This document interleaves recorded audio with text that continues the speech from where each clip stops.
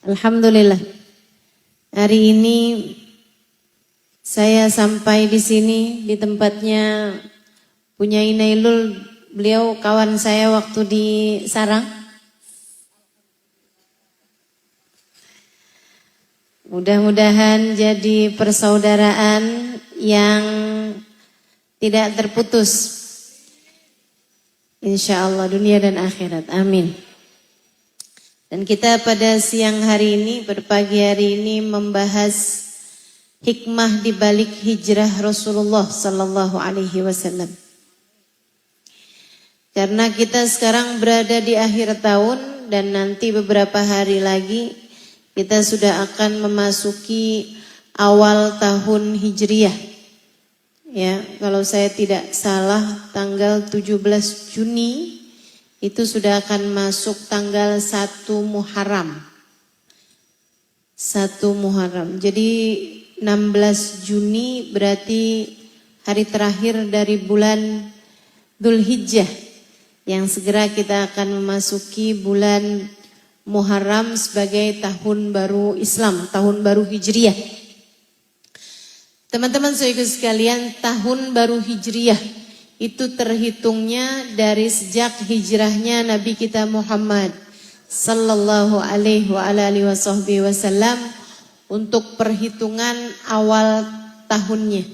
Gitu ya, jadi terhitungnya dari sejak awal tahunnya adalah awal kali hijrahnya Nabi kita Muhammad sallallahu alaihi wasallam. Tapi itu penetapannya adalah di masa kekhalifahan Sayyidina Umar bin Al-Khattab alaihi ridwanallah. Yang ketika mau bikinin penanggalannya Islam, nah itu hitungnya dari mana nih gitu. Apakah dari sejak awal lahirnya Nabi Muhammad? Tapi kan lahirnya Nabi Muhammad bukan berarti lahirnya Islam. Walaupun tentu saja lahirnya cahaya di atas muka bumi ini. Wah, apakah dari sejak turunnya wahyu? Nah, itu perdebatan di antara para sahabat-sahabat Nabi kita Muhammad sallallahu alaihi wasallam. Tapi tentu saja awal wahyu adalah awal keberadaan Islam, tapi bukan awal jayanya Islam. Sementara jayanya Islam mulai berkembang secara syariatnya juga.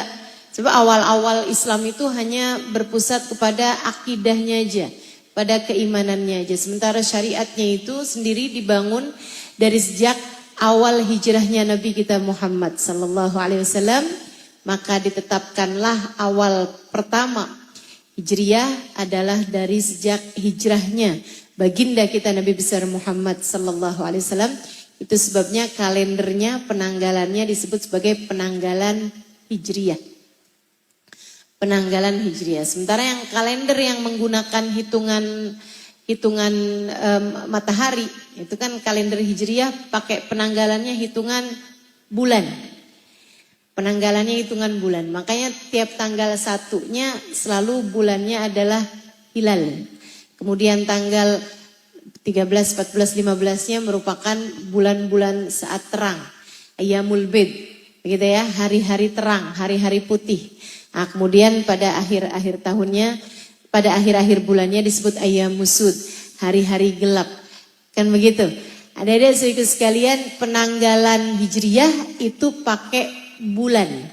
Ini yang disebut dengan nama kalender Hijriah karena terhitungnya dari sejak hijrahnya Nabi kita Muhammad sallallahu alaihi wasallam. Sementara kalender Masehi kita pakai juga. Kalender Masehi ini penanggalannya menggunakan matahari. Makanya kaitannya sama musim.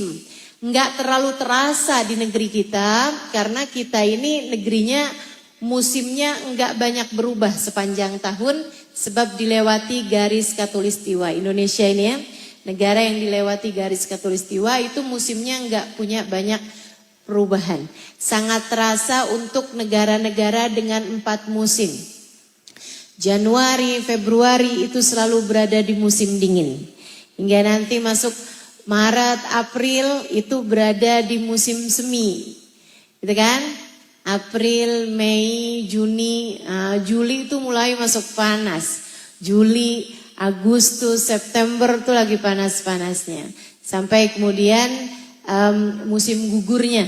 Itu pada Oktober gitu ya, bulan-bulan Oktober, November, kemudian mulai masuk dingin lagi pada Desember, Januari, Februari. Seperti itu, mereka punya 4 musim. Musim semi, musim gugur, musim dingin, dan juga musim panas. Jadi sekalian, kita di Indonesia musimnya banyak. Musim hujan, musim kemarau, musim kondangan, musim duren, gitu kan? Banyak gitu ya. Ntar musim kawinan. Ada juga tuh. Jangan sampai ada musim cerai juga ya. Begitu kan. Jadi banyak tuh musim-musimnya di Indonesia. Banyak musimnya. Mudah-mudahan Allah Subhanahu wa taala senantiasa selamatkan kita semuanya insyaallah. Amin ya rabbal alamin. Nah, itu kalau kalender yang Masehi terhitungnya dari sejak lahirnya Nabi Allah Isa alaihi salam al-Masih. Makanya disebutnya dengan nama kalender Masehi. Dinisbatkan kepada Nabi Allah Isa alaihi salam. Saudara sekalian saya muliakan, hijrahnya Nabi kita Muhammad sallallahu alaihi wasallam mengajarkan kita berbagai macam hal. Saya tidak akan menceritakan kepadamu bagaimana kisah hijrahnya Nabi Muhammad. Enggak akan cukup waktu. Namun tentu semua teman-teman, terutama adik-adik santri, paham bagaimana Nabi ketika tinggal 13 tahun kurang lebih dari sejak awal wahyu turun di kota Mekah, mendapatkan begitu banyak gangguan, mendapatkan begitu banyak siksaan bahkan untuk Nabi Muhammad dan umat Islam, sehingga untuk mempertahankan keimanan Allah Subhanahu wa taala kemudian memerintahkan beliau berangkat hijrah dari Mekah menuju Madinah. Jadi Islam itu usianya di masa hidupnya Nabi Muhammad sallallahu alaihi wasallam 23 tahun. 13-nya ada di kota Mekah, sementara 10 tahunnya baginda kita Nabi Muhammad sallallahu alaihi wasallam berada di kota Madinah. Saya sekali lagi tidak akan menceritakan kepadamu kronologi atau apalagi cerita panjangnya, versi panjang, versi pendek dari kisah hijrahnya Nabi kita Muhammad sallallahu alaihi wasallam yang sangat indah, karena memang itu memerlukan waktu yang sangat panjang untuk ceritanya. Saya hanya ingin mengambil beberapa pelajaran, bahkan gak beberapa, 2 aja deh, biar ada yang bisa kamu bawa pulang sebagai bahan perenungan untuk kehidupanmu dari hikmah di balik hijrahnya baginda kita Nabi besar Muhammad sallallahu alaihi wa ala alihi wasallam. Teman-teman saudara sekalian saya muliakan, yang nomor 1 adalah tentang memperbaiki niat. Apa ustazah kaitan antara hijrah sama niat? Jadi begini teman-teman. Ketika Allah Subhanahu wa taala memerintahkan Nabi Muhammad untuk hijrah, umat Islam untuk hijrah, berangkat hijrahlah para sahabat-sahabat Nabi kita Muhammad. Diawali dengan Mus'ab bin Umair, untuk kemudian para sahabat-sahabat yang lainnya berangkat bulan demi bulan ya, bergerak mereka perlahan sampai ketika Nabi Muhammad sallallahu alaihi wasallam sendiri berangkat hijrah bersama dengan sahabat setia beliau Sayyidina Abu Bakrin Siddiq. Semua sahabat ketika berangkat ini niatnya adalah untuk agar kami dapat menjalankan Islam sebagai agama kami secara kafah, secara menyeluruh. Biar kita kalau sholat enggak ada tebasan pedang yang kami khawatirkan mendarat di leher kami. Agar kami kalau mengerjakan ibadah tidak ada ancaman-ancaman terhadap ibadah kami, terhadap keimanan kami. Sebab pada masa-masa itu mengumandangkan kalimat la ilaha illallah, mengumandangkan kalimat takbir adalah bersiap anak panah menembus jantung. Iman bertaruh nyawa. Maka ketika ada perintah hijrah, Nabi Muhammad memerintahkan para sahabat untuk hijrah. Niat mereka adalah mempertahankan iman dan kebebasan beragama. Kebebasan beragama. Mempertahankan keimanan. Itu yang menjadi landasan, dorongan, bahkan tujuan mereka melaksanakan hijrah. Tapi ada ternyata. Ada satu orang bilang begini nih. Iya nih ya, tinggal di Mekah, buka toko bangkrut. Dagangan nggak untung. Buka usaha ini nggak jalan, buka usaha itu tutup. Buka usaha yang lain gulung tikar. Ini orang Islam nih pada banyak nih berangkat hijrah ke Yathrib, ke Madinah. Berangkat juga kali-kali peruntungan dunia saya bagus di sana. Kali-kali saya kalau dagangan di sana jadi laku. Mungkin kalau saya buka usaha di sana jadi maju. Ini kan teman-teman saya sendiri nih, saya tahu nih kebiasaan mereka, makanan mereka, kebutuhan mereka. Saya kayaknya kalau buka usahanya di sana kayaknya berhasil dah saya. Maka berangkatlah dia dengan tujuan untuk urusan dunia, untuk urusan uang. Berangkatnya dia tidak berdasar urusan keimanan, tidak berdasar urusan mempertahankan keyakinan, kebebasan beragama, tapi semata-mata untuk mendapatkan keuntungan duniawi. Yang lain-lain yang diharapkan adalah kita bakalan bangun masjid, sholat berjamaah sama Nabi Muhammad, gak ketakutan apa-apa. Dikiran bareng, doa bareng sama Nabi Muhammad, ya ampun enaknya. Yang satu, nih kalau laku 10 biji keuntungan saya sekian, begitu. Urusannya dagang. Ada satu yang begitu, ada juga satu lain lagi. Lagi ngedeketin perempuan. Namanya Ummu Gais, perempuannya. Berangkatlah nih dia nih. Ketika dengar kabar Ummu Gaisnya berangkat hijrah. Wah, Ummu Gais berangkat nih. Ya udah dah. Gimana coba? Cintaku udah jauh. Jalan berangkat dia. Jadi yang lain-lain di sepanjang jalan ngarepin entar bisa barengan menabi. Dia ngarepin entar bisa ketemu Ummu Gais. Yang lain-lain ngebayangin indahnya ketika sholat berjamaah bersama Nabi, indahnya. Ketika bisa memandang wajah Nabi, indahnya. Ketika bisa terus-terusan menjalankan ibadah bersama dengan Nabi Muhammad. Seneng banget kalau kita nanti doa bareng sama Nabi. Ada hal yang kita bingung nanya sama Nabi, ya ampun seneng banget nih kita nih. Mereka membayangkan semacam itu, nih cowok lain sendiri. Tiap kali pejam mata kebayangin indahnya senyumnya Ummu Gais.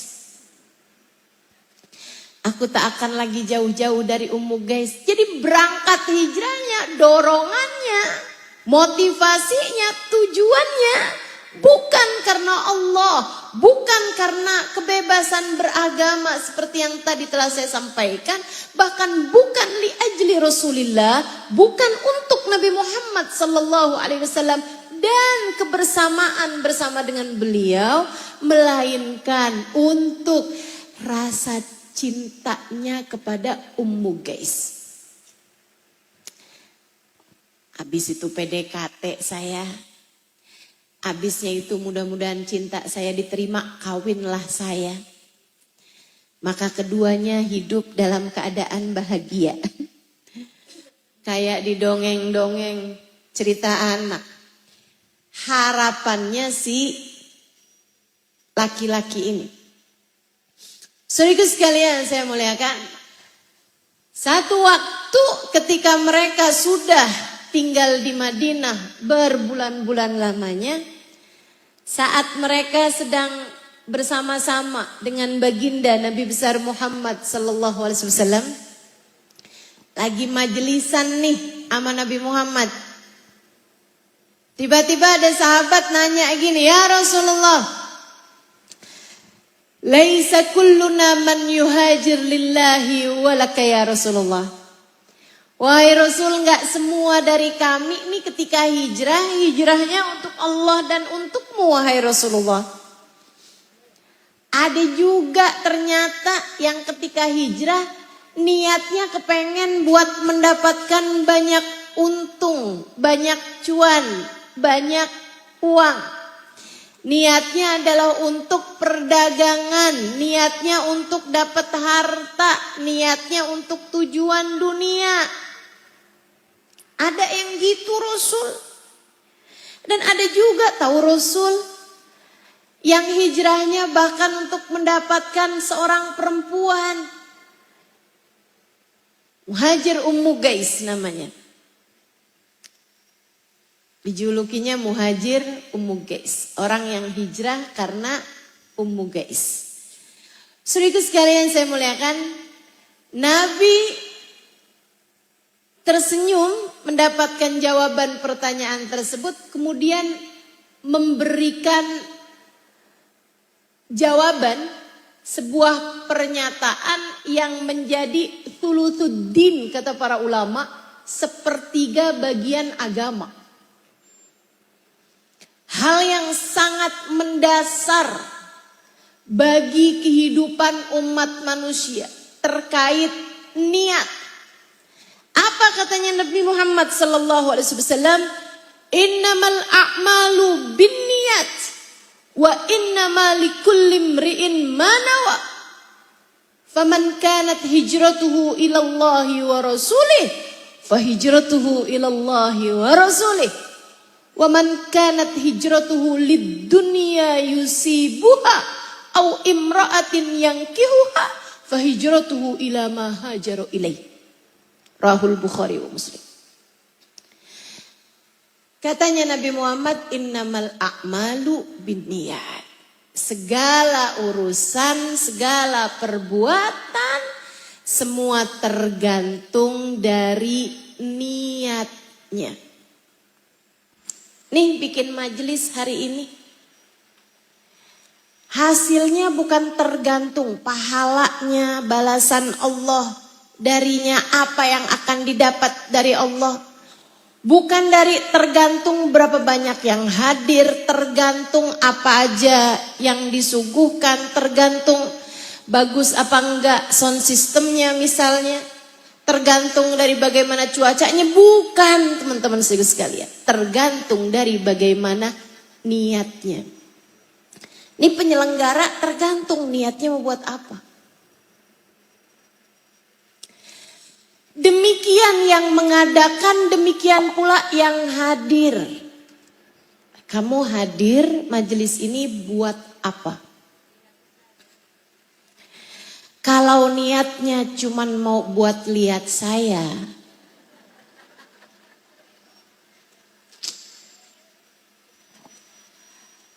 kayaknya nggak cukup banyak hasilnya. Saya cuman segini-gini ini.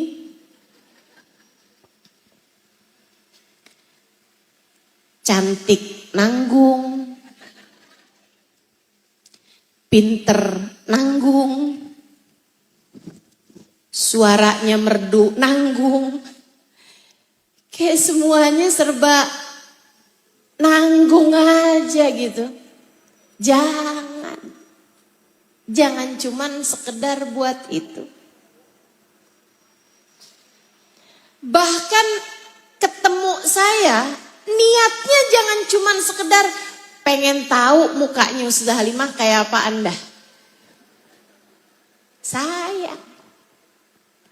Sama halnya dengan saya. Saya datang jauh-jauh dari Jakarta, walaupun ternyata Lampung gak jauh-jauh amat. Naik pesawat di atas, suruh pakai sabuk pengaman, habis itu suruh buka lagi. Sebentar banget ya. Dari Bandar Lampung ke sini cukup jauh.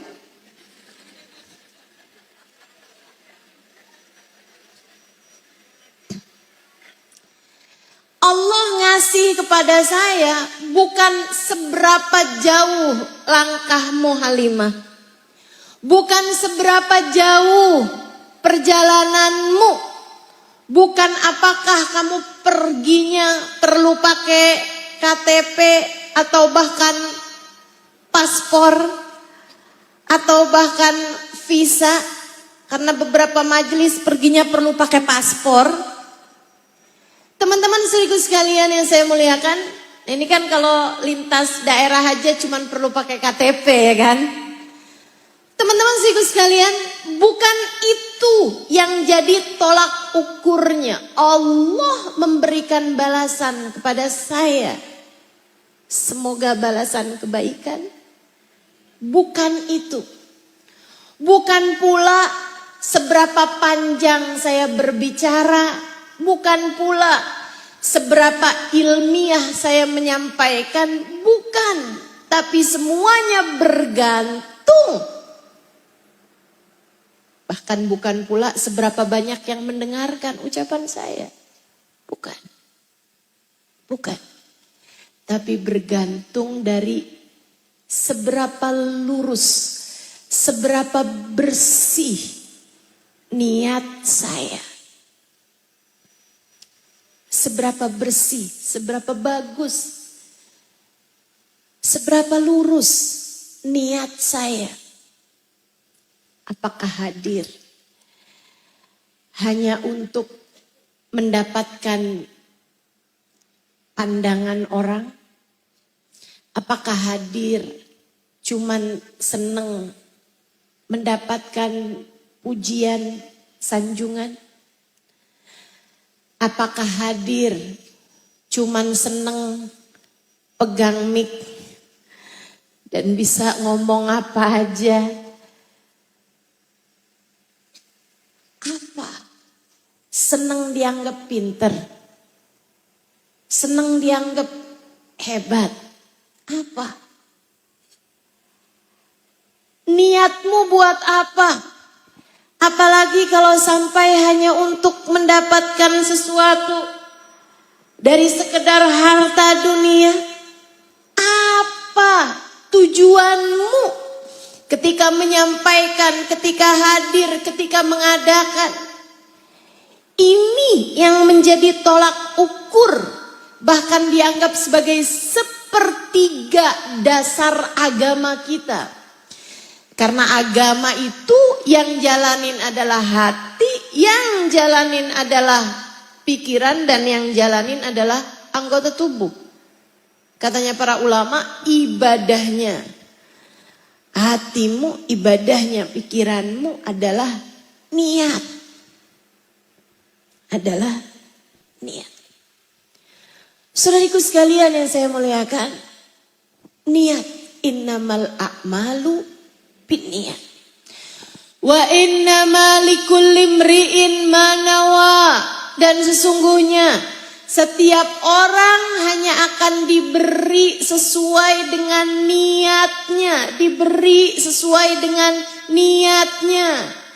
Kamu Hadirmu di sini nilainya tergantung dari bagaimana niatmu. Kamu nyumbang majelis ini tergantung dari bagaimana niatmu. Kamu mengadakan majelis ini tergantung dari bagaimana niatmu. Saya berbicara di sini, balasan Allah kepada saya tergantung dari bagaimana niat saya. Tergantung dari bagaimana niat saya. Wa innama likulli imri'in ma nawa. Semua orang hanya akan diberi sesuai dengan niatnya. Makanya teman-teman saudaraku sekalian, saya punya guru Al-Mukarramah Hubabah Nur bintul Habib Muhammad bin Abdullah Al-Haddar, sering sekali ketika saya sedang memuji-muji seseorang. Misalnya, Hubabah tuh orang Masya Allah banget Hubabah. Ya, saya ceritain dia begini. Hubabah terus nanya sama saya, kaifa kanat ummaha Halimah? Ibunya dia gimana Halimah? Saya ceritain gitu kan. Oh, ibunya juga Masya Allah Hubabah. Abahnya juga Masya Allah. Ibunya begini, ahli ibadah, begitu. Terus Hubabah bilang, anak itu Halimah, solehah, bagus, hebat, ala niyati walidaihim, sesuai dengan niatnya orang tuanya. Betapa sangat ngaruhnya niat. Sampai kepada anak-anakmu, Bu. Anakmu tuh nasibnya kayak gimana? Solehahkah, baguskah, solehkah, bermanfaat buat umatkah? Seringkali tergantung dari bagaimana orang tuanya dulu. Tergantung dari niat-niat orang tuanya. Subhanallah. Pondok pesantren berdiri sesuai dengan niat para pendiri-pendirinya. Bahkan kalau kamu liatin dirimu sekarang, ini adalah hasil dari niat-niatmu di masa yang lalu. Mungkin 5 tahun lalu, mungkin 10 tahun yang lalu, kamu punya niat semacam apa?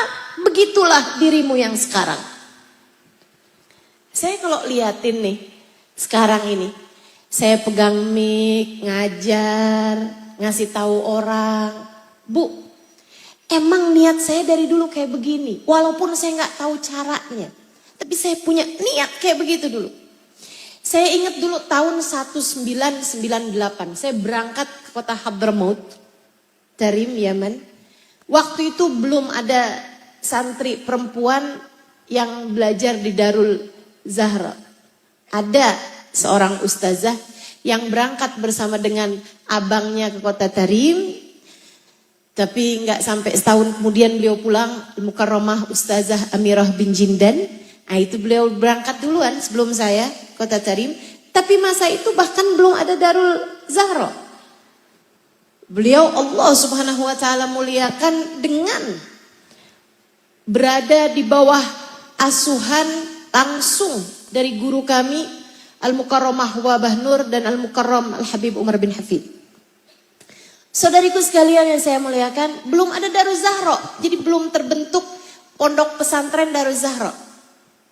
Ketika mulai terbentuk Darul Zahra sebagai pondok pesantren, saya adalah santri pertama dari Indonesia, santriwati pertama dari Indonesia, bahkan santri pertama dari Asia. Jadi saya belum tahu tentang urusan Darul Zahra. Tapi kemudian bersama berlalunya waktu, sebulan, 2 bulan, 3 bulan, setahun, 2 tahun, kemudian mulailah banyak.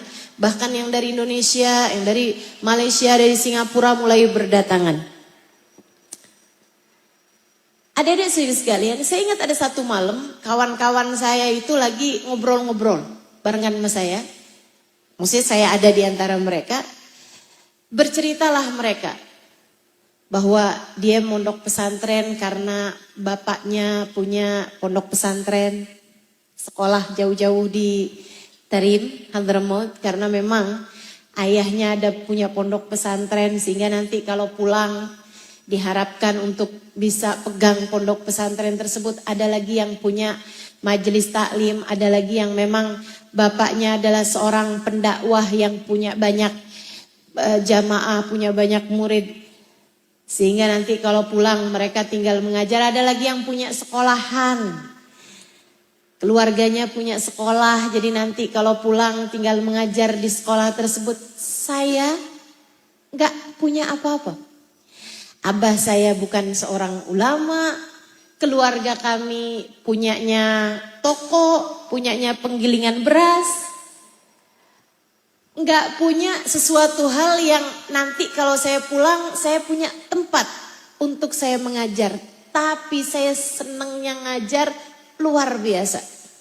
Saya senangnya berbagi pengetahuan, berbagi ilmu luar biasa. Senang sekali saya. Kenapa?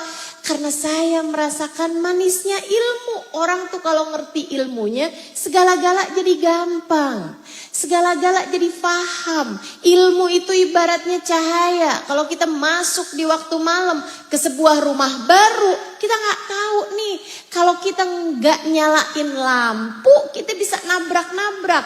Tapi begitu kita nyalain lampu, langsung kita tahu 3 langkah belok kanan ke dapur. 10 langkah belok kiri ke kamar. Mentok sedikit kamar mandi. Nggak nabrak-nabrak. Kita tahu kemana kita harus menuju. Kita tahu apa yang harus kita lakukan. Itu nikmatnya ilmu. Karenanya saya ketika belajar, ngerti banyak hal. Saya jadi mikir, ya ampun, senang nih. Kalau saya bisa membagikan ilmu saya kepada lebih banyak orang. Niat saya adalah untuk linasyrid dakwah. Saya kepengen meluaskan dakwah ini. Saya kepengen berbagi ilmu ini. Kepada siapa? Nggak tahu. Gimana caranya? Nggak ngerti. Tapi itu jadi niat saya. Dan subhanallah, 10-20 tahun daripada itu. Sekarang udah tahun 2026. Saya mulai datang di Indonesia tahun 2002. Nikah, tapi kemudian balik lagi ke Hadramut. Balik benerannya 2003. Dan dari tahun itu sampai dengan sekarang, udah 23 tahun. Alhamdulillah. Masih belum punya pondok pesantren juga. Masih belum punya majelis taklim juga saya. Yang secara pribadi milik saya nggak ada, teman-teman saudaraku sekalian. Tapi alhamdulillah. Jadwal majelisnya banyak. Jadwal kunjungan ke berbagai macam daerah banyak. Hampir tiap hari saya berjumpa dengan wajah-wajah muslimah. Saudari-saudari saya di berbagai macam penjuru Indonesia bahkan dunia. Bahagia saya. Hampir tiap hari saya dipegangin mic. Silahkan bicara. Saudariku sekalian yang saya muliakan. Betapa ternyata Allah memberi sesuai dengan niat. Betapa ternyata Allah memberi sesuai dengan niat.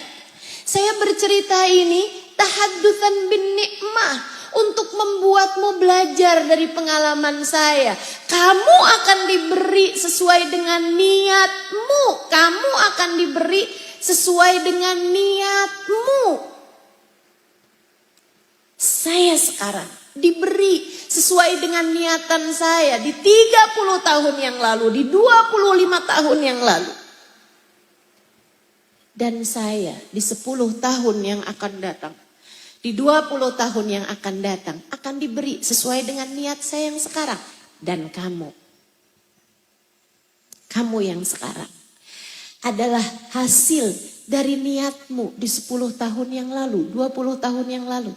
Ustazah saya gak jadi apa-apa. Ya mungkin karena kamu gak pernah niat apa-apa. Coba diingat-ingat. Coba diingat-ingat. Alhamdulillah Ustazah saya sekarang mengajar di pondok pesantren. Alhamdulillah Ustazah saya sekarang belajar di pondok pesantren. Alhamdulillah. Niat yang bagus untuk memperbaiki masa depanmu. Dan masalahnya ketika Nabi Muhammad berkata, wa innama likulli imri'in ma nawa, setiap orang akan diberi sesuai dengan niatnya, bahkan bukan hanya di dunia, tapi sampai nanti di akhirat. Jika niatanmu ketika di dunia hanya sekedar urusan dunia, maka amal ibadah yang mana yang kamu harapkan balasannya di akhirat? Saudariku sekalian yang saya muliakan, ibu-ibu, kakak-kakak, adik-adik, anak-anakku sayang, dengarkan saya. Keadaanmu nanti di akhirat sesuai dengan niatmu saat ada di atas muka bumi ini. Niatmu yang sekarang akan mempengaruhi keadaanmu kelak di hari akhirat. Jika tujuanmu adalah ampunan Allah, jika tujuanmu adalah keridhaan Allah, jika tujuanmu adalah kebersamaan dengan bagindamu Nabi besar Muhammad, maka bersiap-siaplah untuk anugerah indah kelak di sana. Ketika langkah kakimu dengan ringan masuk ke dalam surganya tanpa hisab, tanpa azab. Jika tujuanmu ketika mengerjakan apapun di atas muka bumi ini, bahkan tujuan hidupmu adalah untuk mendapatkan ridha Allah, untuk mendapatkan cintanya Allah, untuk mendapatkan syafaatnya Nabi Muhammad, kebersamaan dengan Nabi Muhammad. Aku berikan kabar gembira untukmu sesuai dengan sabda Nabi Muhammad, wa innama likulli imri'in ma nawa. Bersiaplah untuk hari di mana kamu dapat melewati jembatan Sirat cepat kilat. Bersiaplah untuk nanti ketika ada di hari akhirat kamu berada dalam rombongan bagindamu Nabi besar Muhammad. Bersiaplah untuk kelak kamu berada di bawah naungan arsy. Yauma la dhilla illa dhilluh, di saat tak ada naungan selain naungannya. Keadaanmu di hari akhirat bergantung dari bagaimana niatmu di atas muka bumi ini. Niat hidupmu, niat ibadahmu, niatmu menjalani kehidupan. Akan tetapi jika niatmu ketika mengerjakan ibadah, niatmu untuk sholatmu, niatmu untuk tahajudmu, niatmu untuk zikirmu, niatmu untuk sholawatmu, niatmu untuk hadirmu di majelis ilmu, niatmu ketika mengerjakan apapun hanya sebatas dunia belaka, hanya sebatas pandangan manusia belaka, hanya sebatas biar orang anggap saya solehah. Tahajud tiap malam ngapain? Biar suami gak poligami.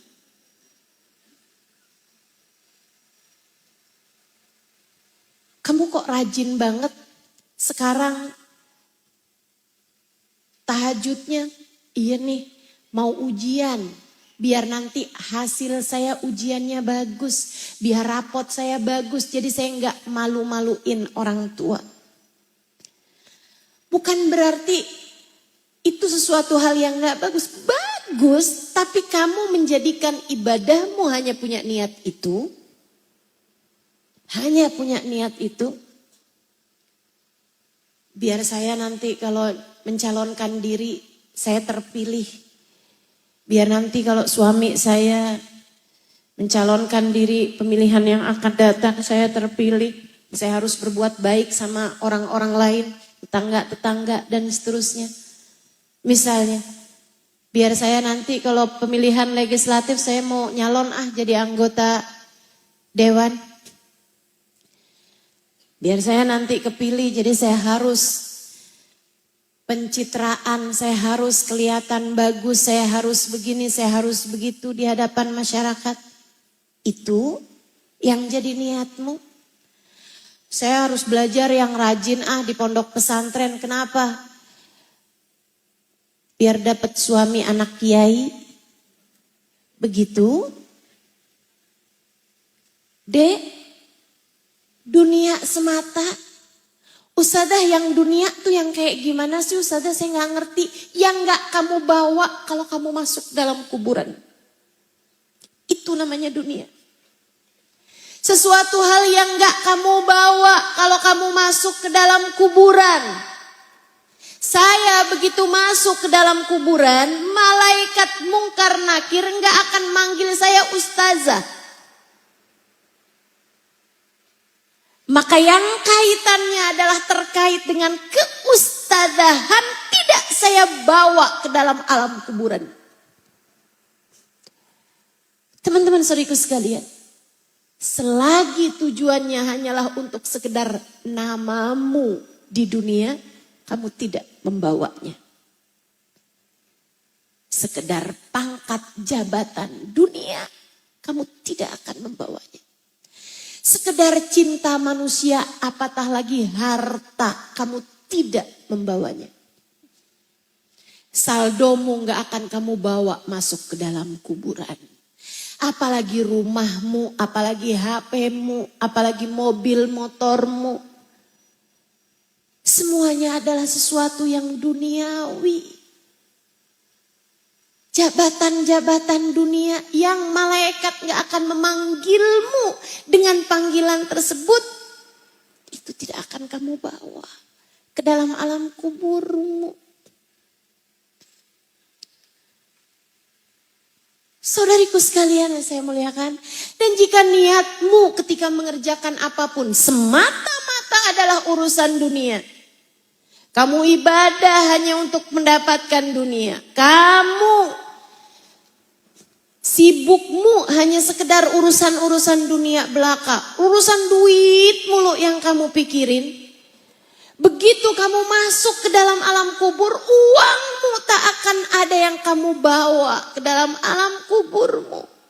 Hanya menyisakan hisab bagimu jika kamu mendapatkannya dengan jalan yang halal. Dan akan menyisakan azab bagimu jika kamu bahkan tak peduli apakah ia kamu dapatkan dengan jalan yang haram ataupun syubhat. Dan jika itu datang, jika tujuanmu hanyalah untuk harta ataupun cinta manusia, bu, ka, de, na, apapun itu, mau menuntut ilmu, mau ibadah, mau berbuat baik, kalau tujuanmu semata-mata hanya untuk sekedar harta ataupun cinta manusia, biar suami tambah sayang, biar ibu bapak tambah cinta sama saya, tambah sayang sama saya. Jadinya gak keberatan kalau transfer buat saya setiap bulan. Kalau untuk sekedar urusan-urusan dunia belaka, tidak ada Allah dan Rasulnya di sana. Jangan salahkan siapa-siapa. Kalau ternyata tak ada balasan dari Allah dan Rasulnya di sana. Faman kanat hijratuhu ilallahi wa rasulih wa hijratuhu ilallahi wa rasulih. Siapa yang hijrahnya, amal ibadahnya untuk Allah, untuk Rasulnya, dia akan mendapatkan balasannya dari Allah dan Rasul. Faman kanat hijratuhu lid-dunya yusibuha.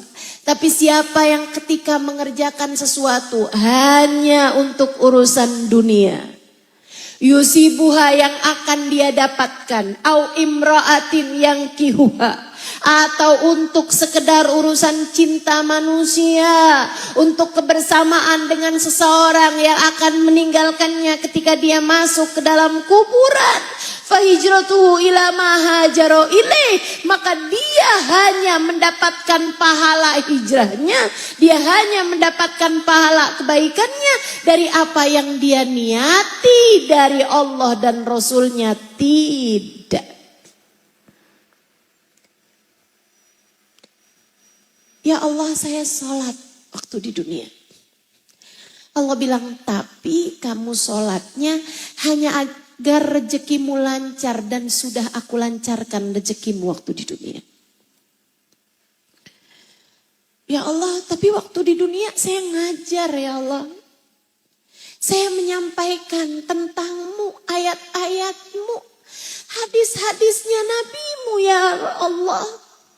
Ya, tapi kamu melakukannya biar dibilang kamu pinter. Kamu seseorang yang punya banyak ilmu. Kamu seseorang yang hebat. Kamu seseorang yang sangat soleha. Kamu mendapatkannya untuk memajukan pondok pesantrenmu. Untuk memajukan yayasan yang sudah kamu bina. Untuk biar membesarkan nama dari yayasanmu tersebut. Waqad utita dalik, dan sudah aku berikan hal yang semacam itu waktu di dunia. Sebagai balasan yang kamu inginkan. Ya Allah, saya waktu di dunia gak pernah tinggal sholat duha. Biar rezeki lancar kan? Sudah aku lancarkan rezekimu waktu di dunia. Ya Allah, saya tiap hari baca Quran. Biar suamimu gak berpaling hati kan. Dan sudah aku jadikan suamimu setia padamu waktu di dunia. Tidak adakah balasan darimu ya Allah? Bukankah kamu tidak mengharapkan dariku?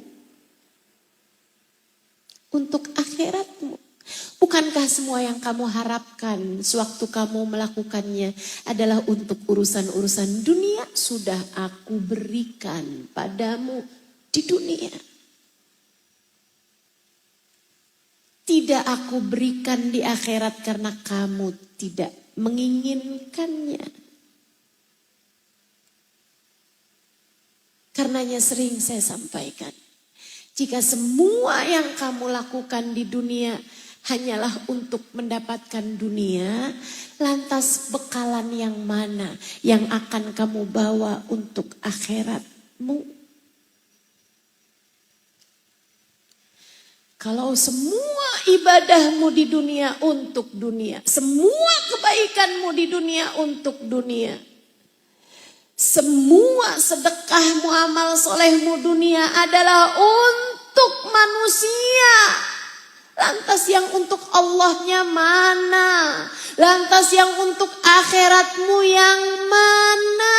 Tak ada siapapun menggantikan ibadahmu untuk akhiratmu. Kamu yang harus berbekal, kamu yang harus berbuat, kamu yang harus mengerjakan. Dan jika tidak di duniamu sekarang kamu berbuat untuk akhiratmu, tak ada kehidupan yang lain untuk kamu berbekal menuju kepadanya. Bu, Kak, Nek, Nak, Dek, dengarkan ucapan saya. Ngerjain apa-apaan, cari ridho Allah aja. Cari cintanya Allah aja. Ngerjain apa-apaan, cari syafaat Nabi Muhammad. Cari kebersamaan dengan Nabi Muhammad. Tenang, urusan duniamu gak bakal ditinggalin sama Allah. Tenang, tenang, tenang. Gajah gak pernah sujud aja gemuk-gemuk. Tenang, nak, tenang. Kecoa gak pernah facial aja glowing-glowing. Tenang aja. Tenang. Urusan dunia tuh biarkan. Ia jadi kewajiban Allah memberikannya kepadamu. Sesuai dengan janjinya. A'udzubillahi minasyaitonirrajim. Ma min dabbatin fil ardi illa 'alallahi rizquha wa ya'lamu mustaqarraha wa mustaudaha. Tidak ada sesuatu yang melata di atas muka bumi ini. Melata di atas muka bumi ini. Bahkan ular, bahkan unggas, bahkan serangga.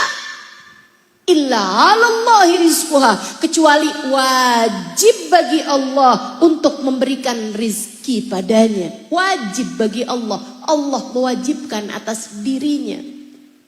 Tenang aja. Urusan dunia Allah bakal kasih. Itu kewajiban Allah Subhanahu wa taala. Ustaz, beneran kewajiban Allah? Kewajiban dari Allah. Siapa yang mewajibkan Ustaz? Allah mewajibkan atas dirinya sendiri. Allah yang belajar nahu lamaan ngerti perbedaan min sama ala. Faham perbedaan. Kenapa Allah bilangnya alallahi rizquha? Allah nggak bilang minallahi rizquha?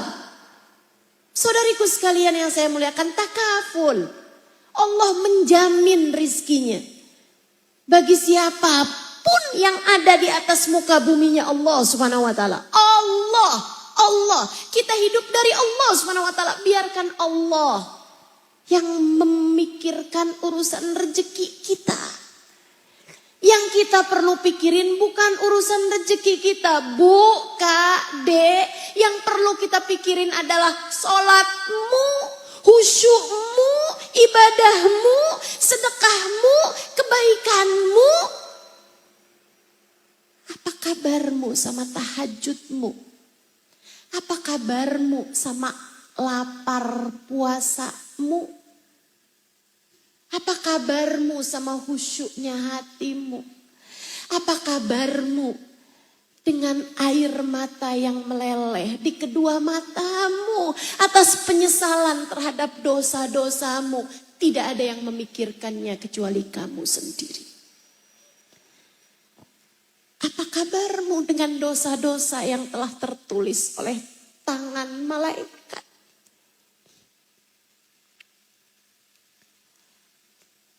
Tak ada yang dapat menghapuskan itu darimu selain Allah.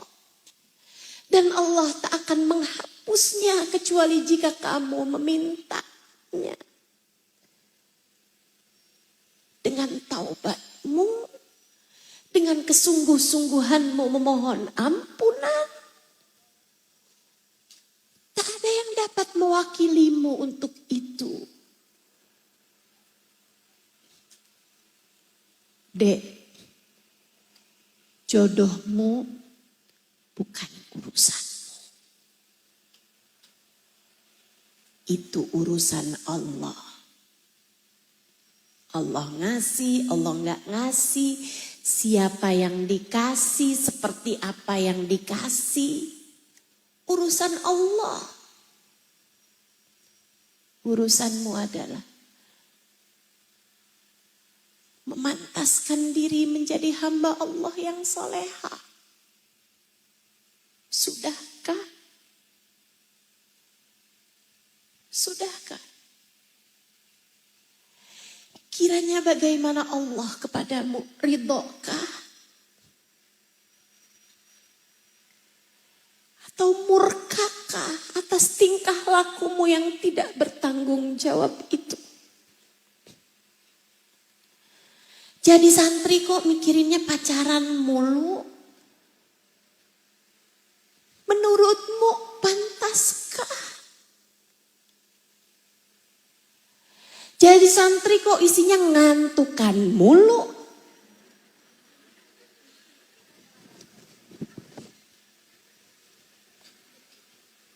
Menurutmu pantaskah?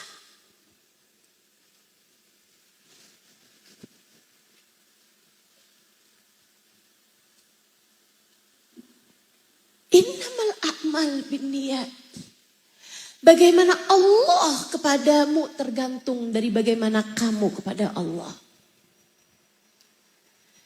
Faman kanat hijratuhu ilallahi wa rasulih, fahijratuhu ilallahi wa rasulih.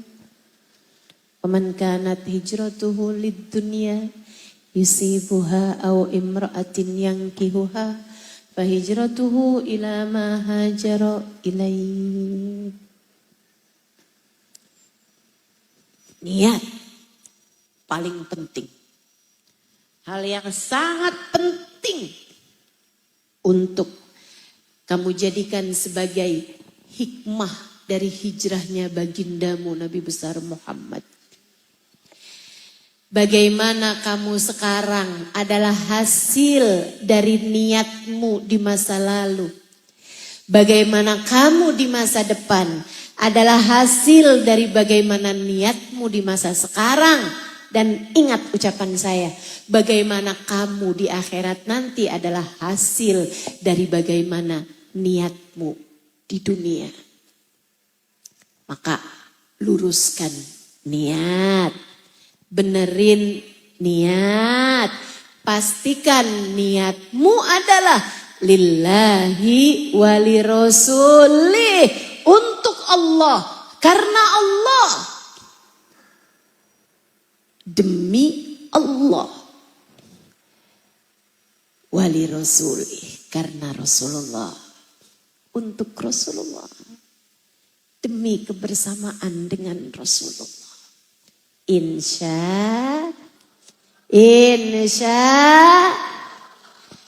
tuh satu niat. Yang kedua, yang terakhir, belajar dari hijrahnya Nabi Muhammad adalah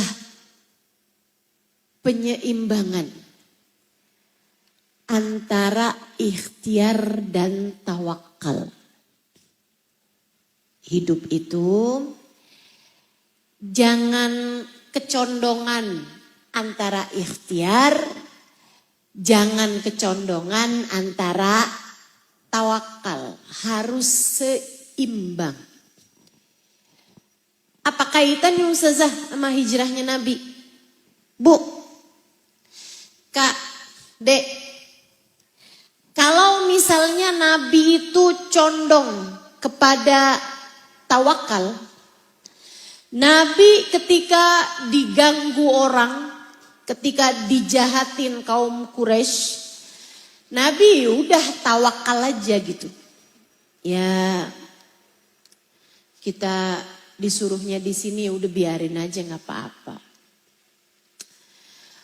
Rasul Ammar bin Yasir dibunuh Rasulullah. Keluarganya Zinnirah, perempuan, terbunuh setelah sebelumnya matanya dicongkel sama majikannya Umayyah bin Khalaf. Ya udah mau gimana lagi, tawakal aja lah. Udah itu memang salah satu bagian dari keimanan. Kita mau gimana lagi, udah emang harus dijalanin yang kayak begitu gitu. Enggak juga. Nabi memerintahkan para sahabat untuk bertawakal, bersabar, tentu. Menyerahkan segala urusan pada Allah SWT, tentu. Akan tapi Nabi juga berikhtiar. Nabi juga berikhtiar. Nabi juga memikirkan apa nih yang jadi langkah selanjutnya. Oh, ketika digangguin, yuk kata Nabi Muhammad, saya harus mencari perlindungan. Ngajakin Zaid bin Haritha, yuk Zaid kita hijrah. Lebih ya Rasulullah, berangkat hijrah. Tawakal. Iya, tapi juga Nabi Muhammad ikhtiar. Berangkat hijrah ke Taif. Hasil ikhtiarnya Nabi Muhammad SAW. Berduaan sama Zaid bin Haritha. Akan tetapi ketika sampai di sana berkumpul dengan pemuka-pemuka Taif. Abad Yalail, keluarga dari Yalail. Nabi Muhammad kemudian menyampaikan keimanan beliau dan bahwa beliau telah diutus oleh Allah Subhanahu wa taala sebagai seorang rasul. Mereka malah mentertawakan Nabi Muhammad, mereka menolak Nabi Muhammad, tidak menerima Nabi Muhammad. Terpingkal-pingkal mendengarkan ucapan Nabi Muhammad sampai pada pegang-pegang perutnya karena kegelian sama ucapannya baginda Nabi Muhammad sallallahu alaihi wasallam. Muhammad kalau mau ngaku-ngaku tuh mbok mikir Muhammad, kamu pikir kamu siapa? Sampai ngaku jadi seorang rasul. Kamu pikir Tuhan kehabisan stok apa? Sampai diutusnya orang semacam kamu. Kamu pikir gak ada gitu raja-raja Romawi, raja-raja Persia yang bisa ngaku jadi rasul? Mereka tertawa habis-habisan. Habis itu Nabi kemudian pamit undur diri mau pulang. Enggak cukup dari situ. Mereka panggili anak-anak kecil dan budak-budak buat melempar Nabi Muhammad sallallahu alaihi wasallam dengan batu kerikil dan ngata-ngatain bahwa Nabi Muhammad adalah orang gila. Ada masanya ketika Nabi Muhammad sudah berikhtiar berupa hijrah ke Taif. Akan tetapi ikhtiar beliau tidak menemukan jalan keluar. Sehingga akhirnya yang dijumpai oleh Nabi Muhammad adalah anak-anak kecil dan budak-budak belian. Yang bahkan melempari beliau dengan batu-batu kerikil. Sembari berteriak, Muhammad gila, ada orang gila. Muhammad gila, ada orang gila. Membuat Nabi Muhammad lari tunggang langgang untuk menghindari ujian kehidupan tersebut. Hidup ma bainal ikhtiar wa tawakkal. Hidup tuh harus antara ikhtiar sama tawakal, teman-teman saudaraku sekalian. Harus dua-duanya sama-sama kamu jalani. Nabi Muhammad tawakal ia juga, sabar ia juga. Bahkan ketika dilempari dengan batu kerikil tersebut, Nabi Muhammad tetap menyeimbangkan antara ikhtiar berupa lari dengan tawakal berupa kesabaran. Adik-adik yang lagi belajar di pondok pesantren, dua-duanya harus imbang, Dek. Kamu harus ikhtiar. Apa ikhtiarnya? Belajarnya yang benar, ibadahnya yang benar. Jangan kebanyakan tidur, jangan kebanyakan halu. Kerjaan ngelamun mulu. Yang dilamunin ganteng juga tuh. Ada yang begitu? Adik-adik santri ada yang begitu? Coba saya mau tahu mana orangnya, boleh angkat tangan? Si paling ngantukan dan si paling halu. Masya Allah. Kok Ustazah tahu? Kayaknya saya salah satunya dah. Si paling ngantukan. Masya Allah. Teman-teman sekalian saya muliakan, harus ada ikhtiarnya. Belajarnya harus sungguh-sungguh. Yang dipelajari banyak. Saya Dek, asal kamu tahu. Saya kalau bicara di kota-kota besar, Singapura misalnya, Kuala Lumpur misalnya, Jakarta misalnya, atau kota-kota besar lainnya. Di Indonesia ataupun di luar-luar negeri, saya suka bilang sama ibu-ibu yang hadir di sana. Saya bilang, kalau kamu punya anak yang biasa-biasa aja kecerdasannya,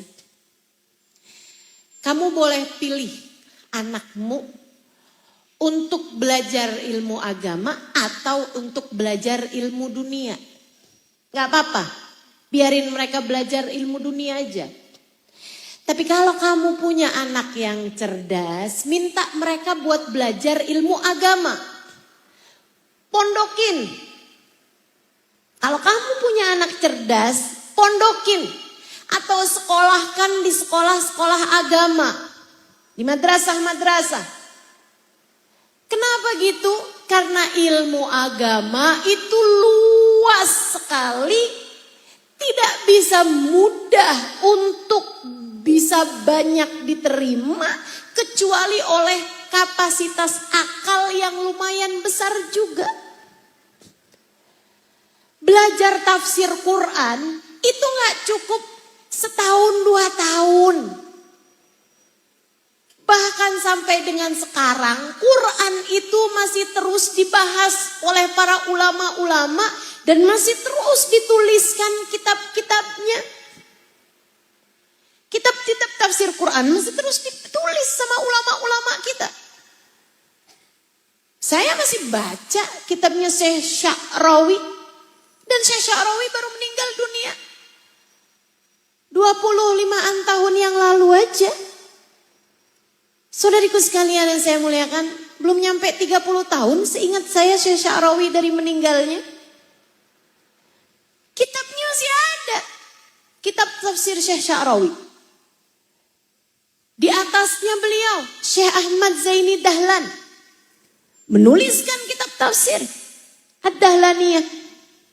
Saudariku sekalian yang saya muliakan, terus begitu ulama-ulama sepanjang zaman menuliskan kitab-kitab tafsir.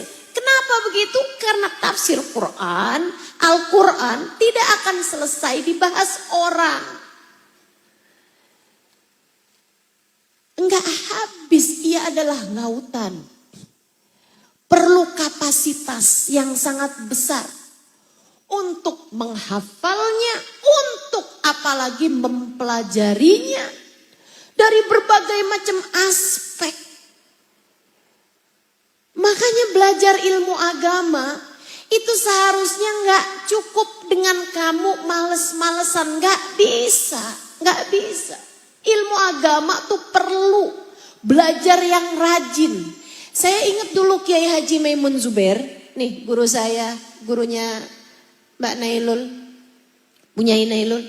Teman-teman sekalian, sampai Bu Mima, salah satu dari guru-guru kami ngajar Quran di sana, istrinya Mbah Naji, Kiai Haji Naji Maimun Zubair yang sekarang pegang. Itu kan beliau mengajar Al-Quran. Beliau dipesenin sama Kiai Haji Maimun Zubair yang adalah mertua beliau berarti itu ya. Beliau bilang kalau ngimamin sholat di pondok jangan lama-lama sholatnya. Kalau mau ngimamin sholat subuh nggak usah terlalu awal-awal sholatnya. Nggak harus adzan subuh langsung sholat gitu.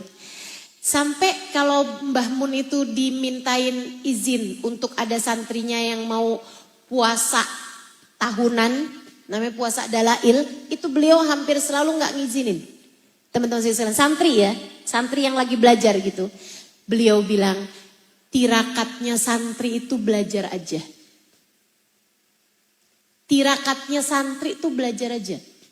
Nggak usah kepanjangan tahajud, nggak usah kelaparan puasa, enggak usah susah-susah zikir, panjang-panjang zikir enggak usah. Tirakatnya santri biar belajar aja. Ngafalin Quran, ngafalin Alfiyah, ngafalin hadis-hadisnya Nabi, mempelajari ilmu-ilmu kitab-kitab kuning, mempelajari kitab-kitab fikih, gitu kan? I'anatul Thalibin yang kami pelajari, gitu ya, Fathul Qorib dari Baijuri, Bujairomi dan seterusnya. Itu yang kami pelajari, katanya beliau, kalian mempelajari kitab, itu aja. Jadikan sebagai tirakat kalian selama berada di pondok pesantren.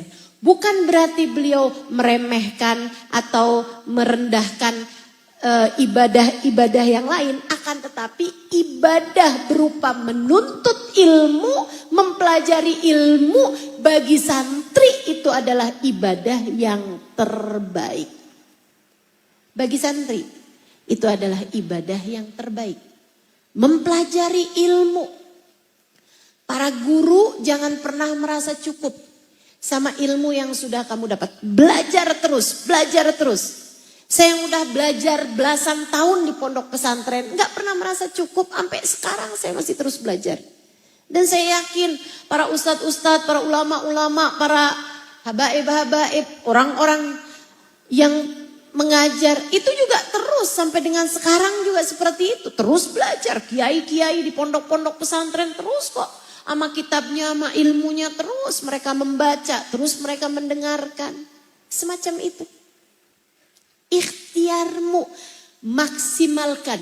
Innallaha ahabba min abdin idza fa'ala syai'an atqana. Allah suka sama seorang hamba yang kalau ngerjain segala sesuatu, mereka mengerjakannya dengan cara yang maksimal. Mereka mengerjakannya dengan cara yang profesional. Ibu-ibu di rumah tangga, Bu. Yang profesional, Bu. Masa nikah udah lama, bikin telur ceplok aja gosong. Yang maksimal ngerjain sesuatu. Kalau harus masak, masak yang enak. Kan begitu? Kalau kamu harus bersih-bersih, ya bersih-bersihnya yang bersih.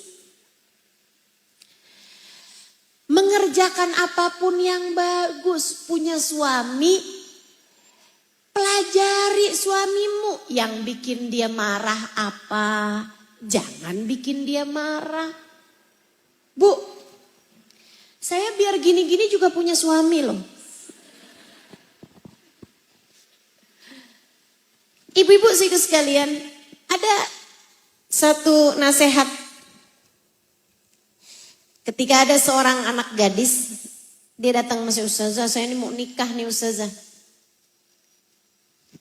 Berapa hari ke depan saya mau nikah, ustazah nasihatin saya.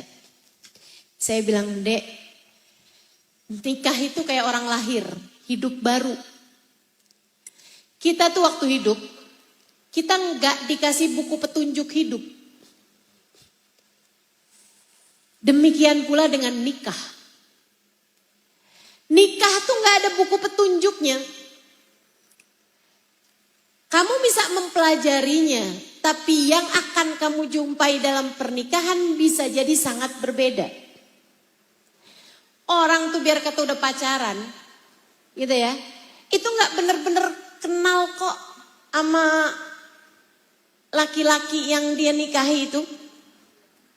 Percaya saya, makanya gak perlu, pacaran tuh gak perlu. Karena laki-laki yang kamu pacaran sama dia, bukan laki-laki yang kamu menikah sama dia. Berubah-berubah. Kok gak sama ya waktu pacaran? Padahal dia juga loh orangnya. Dia berubah, bukan berubah dek, cuman kelihatan aslinya.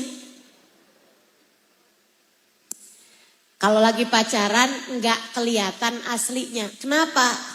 Karena aslinya setengah setan. Mohon maaf. Karena orang kalau lagi pacaran setengah emang iya ustazah, bukan saya loh yang ngomong.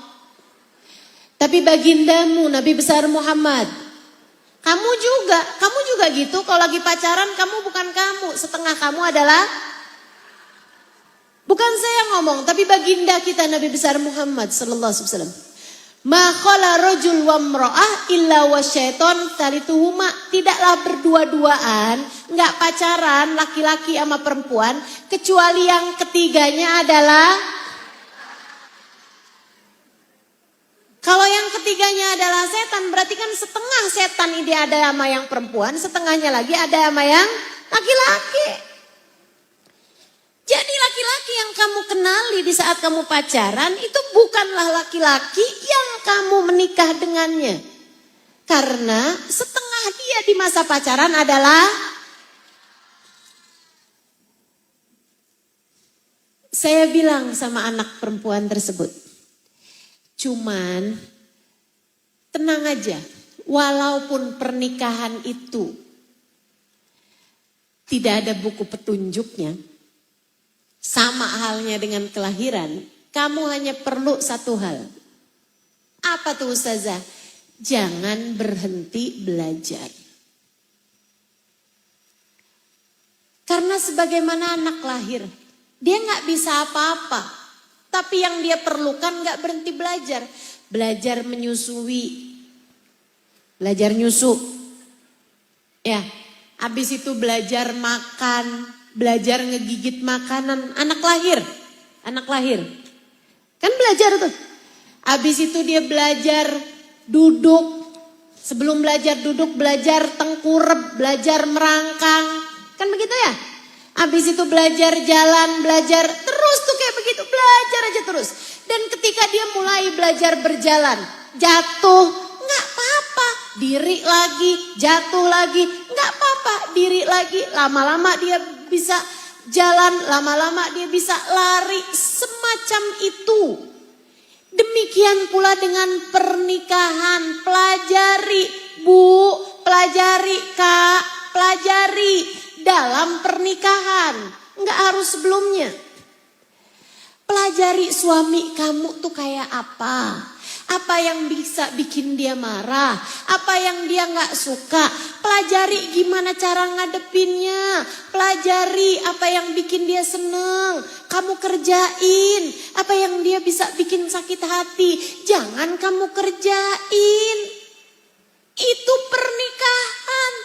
Lah tiba-tiba ada seorang perempuan curhat sama saya, ngomongin kejelekan suaminya terus saja. Terus dia nanya habis itu, Ustazah gimana cara saya ngadepin suami saya? Tunggu dulu Bu, kamu nikah berapa lama? 20 tahun. Lah ngapain aja selama ini? Saya bilang, kalau kamu tanya gimana cara saya ngadepin suami saya mana saya tahu, itu kan suami kamu. Bukan suami saya. Kalau kamu tanya sama saya gimana Ustazah cara ngadepin suami Ustazah, saya akan kasih tahu walaupun saya nggak mau kasih tahu.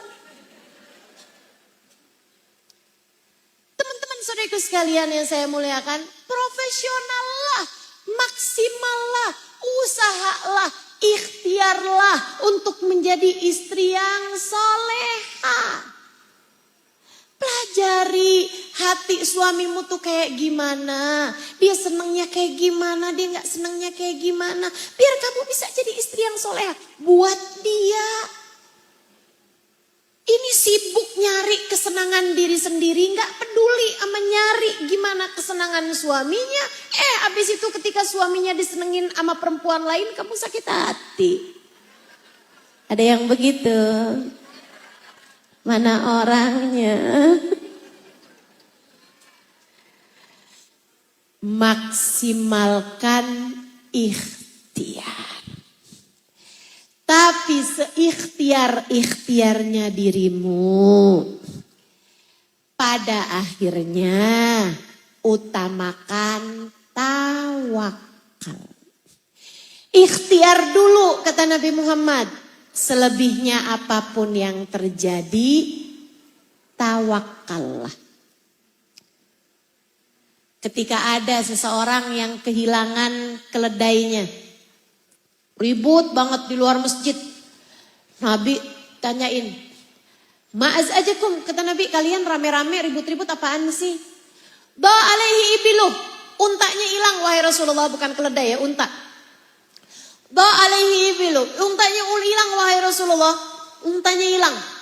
Untanya siapa? Nih Rasul fulan bin fulan, untanya hilang. Kata Nabi Muhammad, udah kamu ikat unta. Hala ta'kilha, kamu diikat unta sebelum kamu masuk masjid. Enggak Rasul, inni tawakkaltu ala Allah. Saya tawakal sama Allah. Enggak, saya ikat untanya sebab saya tawakal.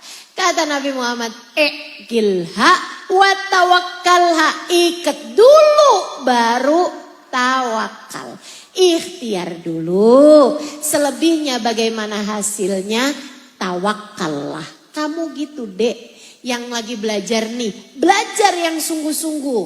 Bagaimana hasilnya, tawakallah. Yang ngajar, belajar yang benar buat kamu ngajar. Jangan asal-asalan ngajarnya. Saya ini ustazah, ilmunya sih saya udah punya ustazah. Cuman cara ngajarnya saya ini kurang menarik. Belajar. Gimana caranya biar kamu punya ngajar yang menarik. Selebihnya bagaimana hasilnya? Tawakallah. Apapun aja yang kamu kerjakan. Bu, kamu menjadi istri. Belajar. Pelajari bagaimana caranya yang bagus. Bagaimana caranya yang benar. Begitu kan? Saya gak bisa masak. Pelajarin. Saya gak bisa begini. Pelajarin. Apapun aja. Belajar. Belajar terus. Ikhtiar. Usaha. Urusan rezeki ini ustazah. Kasihan suami saya. Ayo bantuin suaminya. Nanti dia gak bertanggung jawab. Gak gitu kok. Kalau memang waktunya dibantuin, bantuin. Kerjain yang bagus. Apapun aja. Ikhtiar yang bagus. Buka usaha ini, buka usaha itu. Tapi pelajari dulu. Pelajari dulu. Jangan kemudian buka usaha ini bangkrut. Ya karena kamu tidak mempelajarinya dengan baik. Apa-apapun kerjakan dengan cara yang maksimal. Ikilha. Ikat dulu baru tawakal. Nabi gitu. Nabi gitu. Hijrah nih Nabi Muhammad sallallahu alaihi wasallam ke Taif, dilempari dengan batu. Nabi pulang kemudian ke Mekah. Tawakalnya, bentuk tawakalnya ya pulang, gitu kan? Berserah Nabi Muhammad SAW. Ditolak, ya udah pulang. Selebihnya Nabi Muhammad tetap mengikhtiarkan. Apa nih ikhtiar yang terbaik? Sampai kemudian Allah memerintahkannya untuk hijrah ke Madinah. Nabi pun berangkat hijrah. Gampang jalannya sesudah mendapatkan perintah dari Allah buat hijrah? Enggak juga. Sembunyi 3 hari di gua. Gua apa? Gua Tur. Kalau ibu-ibu ditanyain gua Hiro aja jawabnya. Sembunyi 3 hari di Gua Tur. Sampai kemudian Sayyidina Abu Bakar mempersiapkan, itu ikhtiar beliau, mempersiapkan 2 ekor unta yang digembalakan. Setiap hari ada Asma binti Abu Bakar yang membawakan makanan buat mereka tiap harinya. Ada Abdullah bin Abu Bakar yang tiap hari menyampaikan kepada beliau tentang kabar-kabarnya orang-orang kafir Quraisy, sampai ketika semuanya dirasa udah bagus, ikhtiarnya sudah maksimal, orang Quraisy nggak lagi ngejar-ngejar, bismillah, mereka pun berangkat menuju ke kota Madinah. Inni tawakkaltu ala Allah. Kan begitu. Ikhtiar, tawakal, dua-duanya harus sama-sama imbang. Segala sesuatu diusahakan dengan maksimal, sesudahnya baru kemudian tawakallah. Ini mau bikin acara kayak begini, ikhtiar Bu, ikhtiar. Pasang tendanya dari hari apa, kan begitu. Pasang bunga-bungaan, kamu pikir nih bunga-bunga ada nggak ada yang masang? Hah? Ada. Bikin bannernya aja udah dari hari apa nih? Kan begitu. Ada yang naruhin bangku, ada yang nyiapin segala sesuatu, dirapikan, nanti masuknya ustazahnya dari arah sini, semuanya udah dipikirin. Rapat berapa hari? 2 bulan tuh katanya. Semuanya perlu pemasangan berapa banyak kipas angin biar ibu-ibu yang hadir nggak kegerahan, jamaah semua yang hadir nggak kegerahan, semuanya udah dipikirkan ibu-ibu saudariku sekalian. Sebab kalau nggak pakai ikhtiar, pas saya datang mic-nya kagak nyala, kan bisa aja. Ternyata kipasnya nggak cukup, ternyata tendanya belum kepasang, ternyata begini, ternyata begitu, ada-ada aja. Semuanya tuh perlu ikhtiar. Nah kalau udah ikhtiar maksimal, apa yang akan terjadi? Ini tawakaltu ala Allah. Oh kemudian hujan, oh kemudian begini, oh kemudian begitu. Tawakaltu ala Allah. Gitu teman-teman saudariku sekalian. Itu Nabi ngajarin sama kita caranya menjalani kehidupan. Maka belajar dari hijrahnya Nabi Muhammad sallallahu alaihi wasallam, salah satu atau 2 hal diantaranya adalah bagusin niat sama seimbangkan ma bainal ikhtiar wa tawakkul. Seimbangkan antara ikhtiar dan tawakal. Insya Allah. Rabbana zalamna anfusana wa illam taghfir lana wa tarhamna lanakunanna minal khasirin. Rabbana atina fid dunya hasanah wa fil akhirati hasanah wa qina adzabannar. Bi fadli subhana rabbika rabbil izzati amma yasifun wa salamun alal mursalin walhamdulillahi rabbil alamin. Kita akan baca suratul Fatihah. Sebenarnya asalnya mau ada tanya jawab tapi waktu tidak mengizinkan kita. Sehingga sekarang saya akan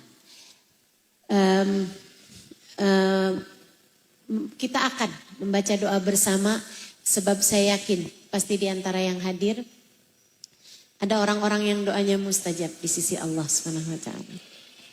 Kita nggak tahu siapa orangnya, tapi kita mau nyari keberkahan orang tersebut sehingga mudah-mudahan Allah Subhanahu wa taala mengijabah doa-doa kita dengan keberkahan orang-orang di daerah apa nih namanya? Gerning. Ya, saya dari tadi nginget-nginget Gerning lupa mulu. Antara genting. Oh bukan, itu di Malaysia. Satu lagi apa tuh ya? Gerning ya. Oh gitu. Seger dan bening, Masya Allah. Masya Allah. Oh airnya. Oh saya pikir perempuannya. Seger dan bening, Masya Allah. Masya Allah ya, mudah-mudahan dengan keberkahan gerning kita semuanya Allah karuniakan kesegaran keimanan kita, beningnya hati kita, beningnya niat kita. Mudah-mudahan Allah Subhanahu wa taala karuniakan segala keindahan-keindahan bagi diri-diri kita insyaallah. Kita minta pada Allah Subhanahu wa taala, mudah-mudahan dosa-dosa kita Allah ampuni. Aib-aib kita Allah tutupi. Kita semuanya minta pada Allah Subhanahu wa taala, semoga kita sebagai hamba diterima di sisi Allah Subhanahu wa taala. Semoga Allah menerima ibadah kita, menerima diri kita, menerima niat baik kita, menerima hati kita, menerima iman kita, menerima Islam kita, menerima ihsan kita, menerima kebaikan-kebaikan kita. Mudah-mudahan Allah Subhanahu wa taala menutupi aib-aib kita, membersihkan diri-diri kita. Semoga Allah Subhanahu wa taala berkenan menerima apapun status kita, berkenan menerima hidup kita, berkenan menerima saat mati kita nanti. Jadi hamba yang diterima di sisi Allah Subhanahu wa taala. Kita minta pada Allah Subhanahu wa taala, semoga Allah Subhanahu wa taala memandang kita dengan pandangan kasih sayangnya. Sebab di atas muka bumi ini ada hamba-hamba yang senantiasa Allah pandang dengan pandangan kasih sayangnya. Kita minta dari Allah Subhanahu wa taala, semoga Allah menjadikan kita salah satu di antaranya yang selalu dipandang Allah dengan pandangan kasih sayangnya. Dilimpahi kebaikan, dilimpahi ampunan, dilimpahi kasih sayang, dilimpahi rahmat, dilimpahi hidayah, dilimpahi anugerah, dilimpahi cintanya Allah Subhanahu wa taala, dilimpahi perhatian dari Allah Subhanahu wa taala. Ala hadhihi niyyah wa bi kulli niyatin salihah jami'ah syamilah ila hadratin Nabi Muhammad sallallahu alaihi wa alihi wasallam. Al-Fatihah. A'udzu billahi minasyaitonir rajim. Bismillahirrahmanirrahim. Baca bersama-sama. Alhamdulillahi rabbil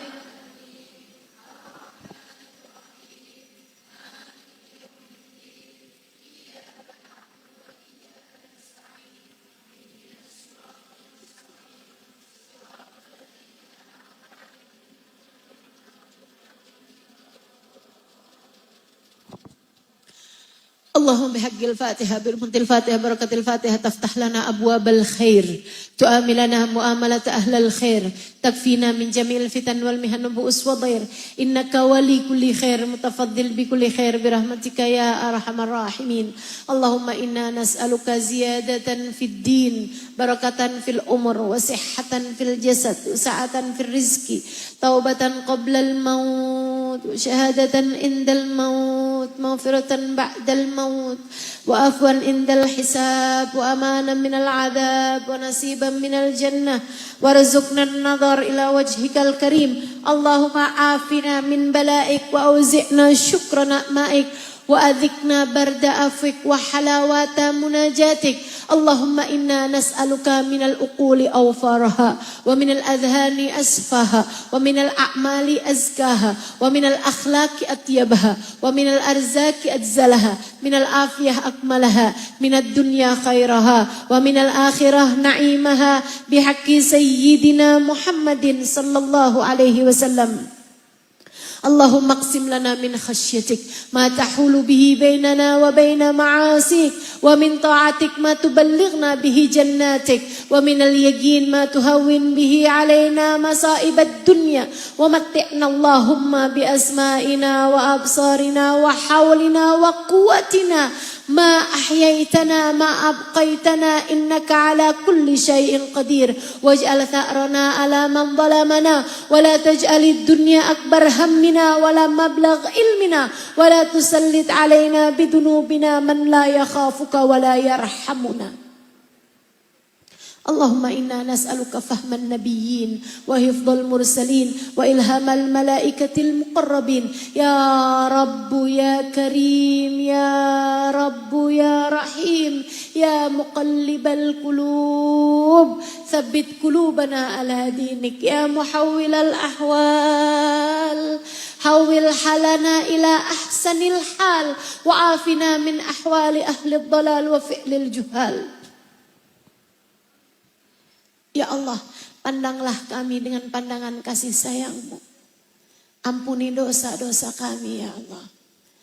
Ampuni dosa-dosa kami ya Allah. Yang dosanya banyak, kasih ampunan yang banyakan ya Allah. Yang dosanya sedikit tapi besar-besar, kasih ampunan yang besar-besar ya Allah.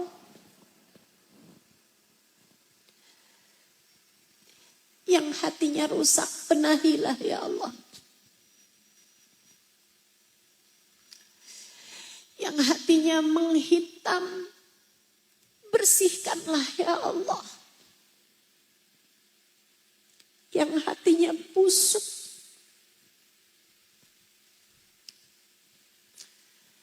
kami mohon padamu ya Allah. Yang hatinya busuk kami mohon padamu ya Allah. Baguskanlah kembali hatinya ya Allah. Wahai yang bahkan menghidupkan tanah yang gersang. Hujankanlah hati kami hingga gersangnya hati kami kembali menjadi subur. Wahai yang akan memperbaharui tahun kami beberapa hari lagi. Kami mohon kepadamu ya Allah. Perbaharuilah pula keimanan dan takwa dalam hati kami ya Allah. Perbaharuilah kembali ibadah-ibadah kami ya Allah. Perbaharuilah hubungan antara kami denganmu ya Allah. Baguskanlah kembali hubungan antara kami denganmu ya Allah. Kami mohon padamu ya Allah. Pandang kami dengan kasih sayang-Mu. Pandang kedua orang tua kami dengan kasih sayang-Mu. Sayangi orang tua kami ya Allah. Sayangi orang tua kami ya Allah. Sayangi guru-guru kami ya Allah. Sayangi keluarga kami ya Allah. Sayangi sahabat-sahabat kami ya Allah. Sayangi orang-orang yang kami sayangi ya Allah.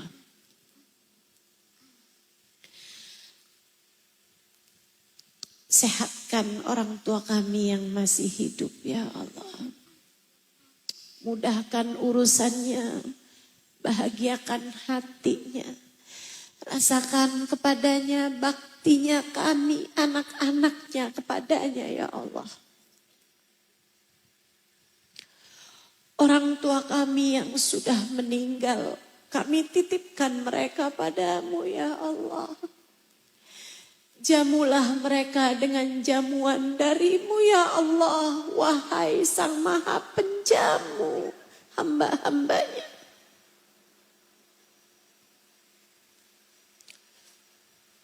saudara-saudari kami ya Allah, kami semua ya Allah. Bimbing kami untuk selalu berada di jalan-Mu ya Allah. Siapapun di antara kami yang Kau lihat berada di jalan yang jauh dari-Mu, kami mohon dekatkan kami pada-Mu. Meski tak layak, meski belum pantas, kami mohon pada-Mu ya Allah. Sibukkan kami dengan-Mu ya Allah. Dan jangan biarkan kami sibuk terus-terusan dengan dunia kami melulu ya Allah. Sibukkan kami mencari keridhaan-Mu ya Allah. Dan jangan biarkan kami terus-terusan sibuk mengemis-ngemis cinta dari makhluk-Mu ya Allah.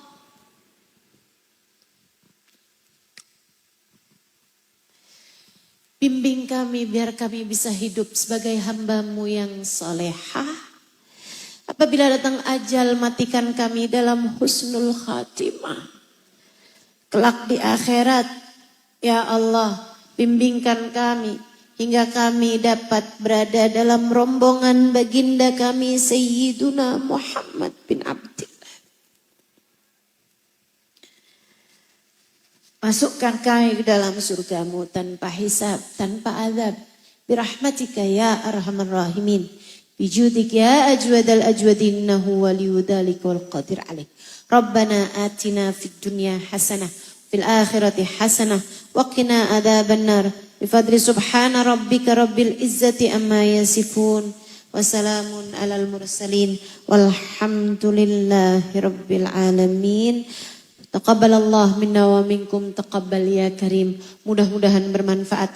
Kurang lebihnya mohon maaf. Billahi taufiq wal hidayah wal afu minkum. Wassalamualaikum warahmatullahi wabarakatuh.